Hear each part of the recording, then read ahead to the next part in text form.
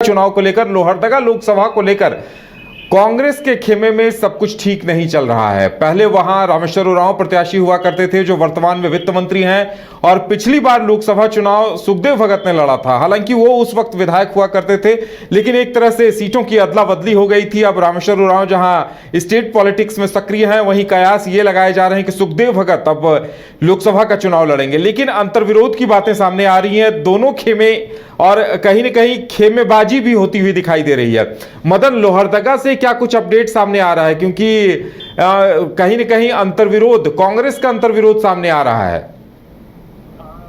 ये हमने जो पहले कहा था स्थितियां वही बनी है। हमने कहा था कि चाईबासा, लोहरदगा और जमशेदपुर ये तीन महत्वपूर्ण सीट हैं जो इंडिया गठबंधन में सीट के फेरबदल को लेकर के भी एक तरह से जो है मेहनत की जा रही है, क्योंकि जो सीट जेएमएम के खाते में है वो कांग्रेस के पाले में जाने की बात आ रही थी, जो कांग्रेस के थे वो जेएमएम के पाले में जाने की बात आ रही थी।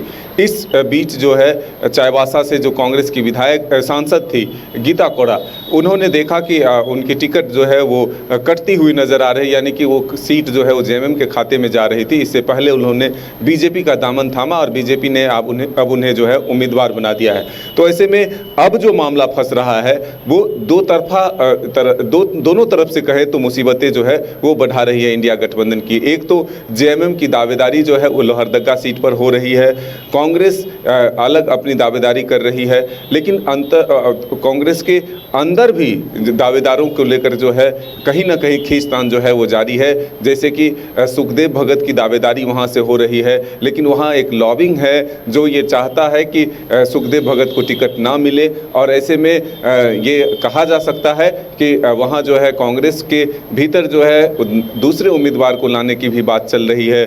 ऐसे में अब ये ज़रूर है कि झारखंड में इंडिया गठबंधन कब तक अपने सीटों का फार्मूला तय कर लेगा, किसके पाले में कौन सा सीट जाता है। हालांकि जब हम जेएमएम के नेता से बातचीत करते हैं तो वो कहते हैं कि सीट किसके खाते में कौन जाएगा, कौन उम्मीदवार होगा, ये विषय नहीं है। विषय है कि हम 14 सीटों पर जीत कैसे हासिल करें। 14 के 14 सीट सभी के हैं, यानी कि इंडिया गठबंधन के हैं। तो ऐसे में अब देखना होगा कि बड़े भाई और छोटे भाई की भूमिका की भी बात आती है। जहाँ अब सरफराज अहमद को राज्यसभा भेजा गया है, कांग्रेस की सिटिंग सीट जो है वो जेएमएम को गया, तो अब कांग्रेस की तरफ से भी एक प्रेशर दिया जा रहा है कि उन्हें बड़े भाई की भूमिका में रहने दिया जाए, यानी कि लोकसभा के चुनाव में उन्हें अधिक से अधिक सीटें दी जाए। तो अब देखना होगा कि दोनों जो तीनों दल जो हैं गठबंधन के, वो किस तरह से सीटों के फॉर्मूले को साथ लेकर चलते हैं।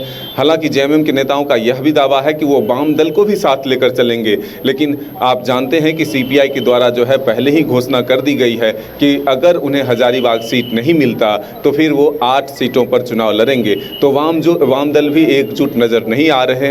ऐसे में इंडिया गठबंधन से वाम दल के भी कुछ दल जो हैं वो अलग नजर आएंगे। तो क्या मुसीबतें जो है वो बढ़ेगी, सीटों के फार्मूले कब तक तय होते हैं, इस पर सबकी निगाहें टिकी है। चलिए मदन, हमारे साथ जुड़ने के लिए और तमाम जानकारी देने के लिए आपका बहुत बहुत धन्यवाद। तो देखने वाली बात यह होगी कि इंडी महागठबंधन इस पर क्या निर्णय लेता है, और लोहरदगा के साथ साथ और भी सीटों पर जो पेंच फंसता नजर आ रहा है उसे कैसे सुलझाता है, ये देखने वाली बात होगी।